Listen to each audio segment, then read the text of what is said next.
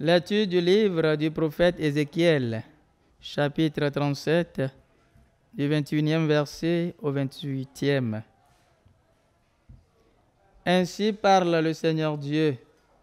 Je vais prendre les fils d'Israël parmi les nations où ils sont allés. Je les rassemblerai de partout et les ramènerai sur leur terre. J'en ferai une seule nation dans le pays, sur les montagnes d'Israël. Ils n'auront tous qu'un seul roi. Ils ne formeront plus deux nations. Ils ne seront plus divisés en deux royaumes. Ils ne se rendront plus impurs avec leur idole immonde et leur honneur, avec toute leur révolte. Je les sauverai et les retirant de tous les lieux où ils habitent et où ils ont péché. Je les purifierai. Alors, ils seront mon peuple, et moi, je serai leur Dieu. Mon serviteur David régnera sur eux. Ils n'auront tous qu'un seul berger. Ils marcheront selon mes ordonnances. Ils garderont mes décrets et les mettront en pratique. Ils habiteront le pays que j'ai donné à mon serviteur Jacob, le pays que leurs pères ont habité. Ils l'habiteront eux-mêmes et leurs fils, et les fils de leurs fils pour toujours.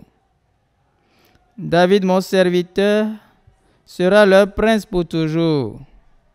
Je conclurai avec eux une alliance de paix, une alliance éternelle.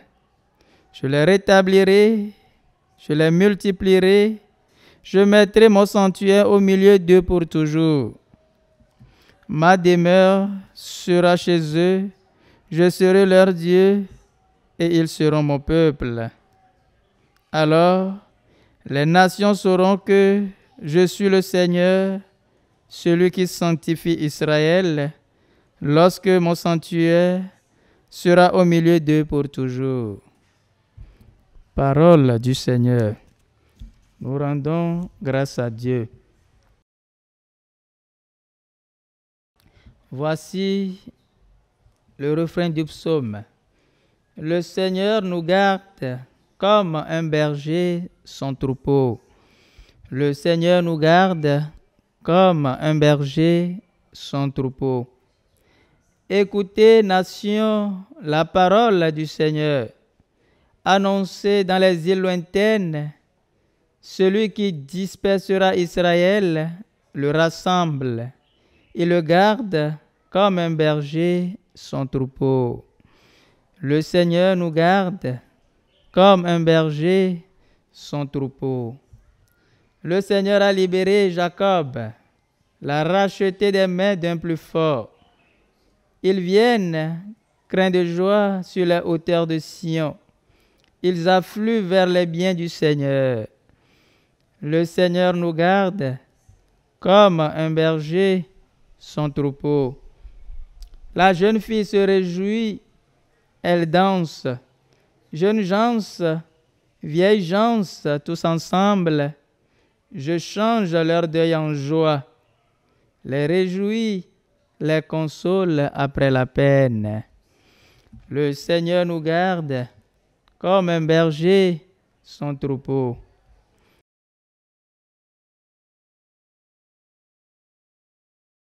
Rejetez tous les crimes que vous avez commis.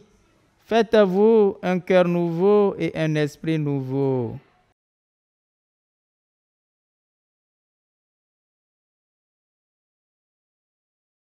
Évangile de Jésus-Christ selon Saint Jean. En ce temps-là, de nouveau, des Juifs prirent des pierres pour lapider Jésus. Celui-ci reprit la parole. J'ai multiplié sous vos yeux les œuvres bonnes qui viennent du Père. Pour laquelle de ces œuvres voulez-vous me lapider? Ils lui répondirent, ce n'est pas pour une œuvre bonne que nous voulons te lapider, mais c'est pour un blasphème. Tu n'es qu'un homme et tu te fais Dieu. Jésus leur répliqua, N'est-il pas écrit dans votre loi, j'ai dit, vous êtes des dieux? Elle les appelle donc des dieux, ceux à qui la parole de Dieu s'adressait, et l'écriture ne peut pas être abolie. Or, celui que le Père a consacré et envoyé dans le monde, vous lui dites, tu blasphèmes, parce que j'ai dit, je suis le Fils de Dieu.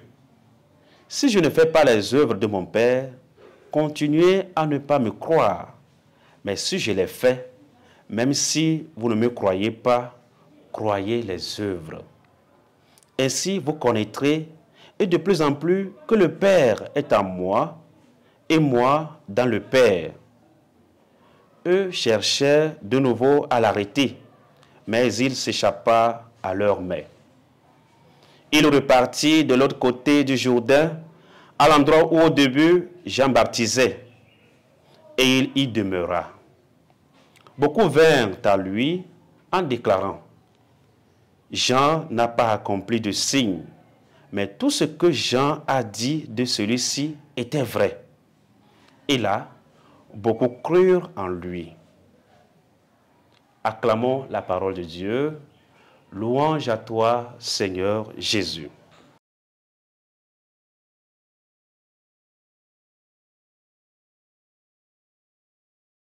Chers frères et sœurs, loué soit Jésus-Christ.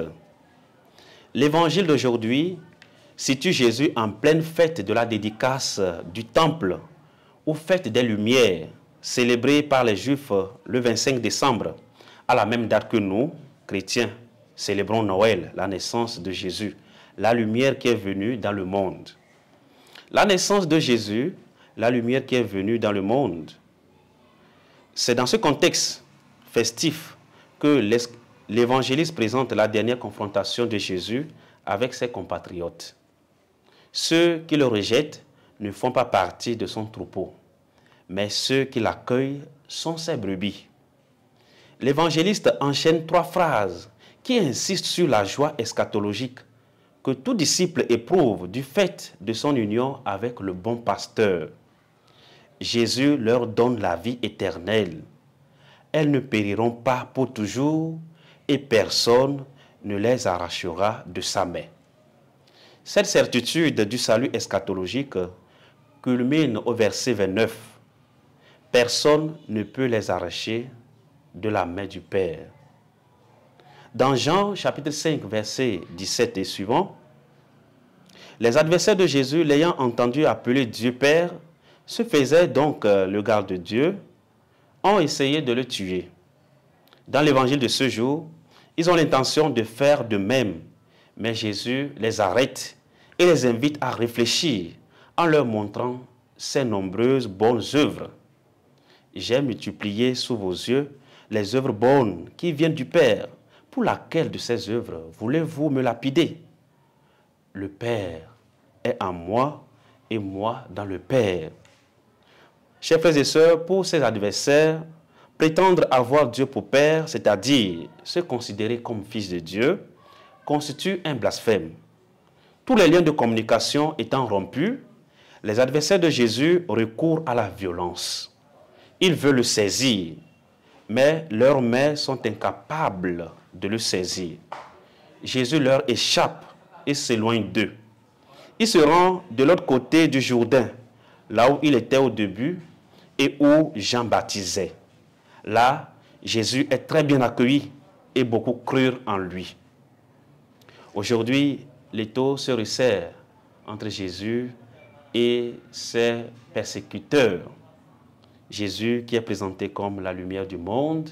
Dans cette fête de la dédicace, nous voyons la confrontation qui s'établit. Jésus nous demande encore de croire en lui. Si nous ne croyons pas en lui, au moins de croire ses œuvres, parce que ses œuvres témoignent qu'il est vraiment l'envoyé du Père. Que Dieu lui-même mette en nous, en nos cœurs, cette capacité à pouvoir croire en Jésus, croire en ses œuvres, et nous aussi être en mesure, par notre foi, d'accomplir des œuvres au nom de Jésus. Au nom du Père et du Fils et du Saint-Esprit. Amen. La SMA Togo TV vous propose dès à présent ses services de reportage photo, vidéo pour vos différents événements. Mariage, anniversaire, concerts, conférences et même les veillées funèbres. Et ceci en soutien à la mission de l'évangélisation. Contactez-nous au numéro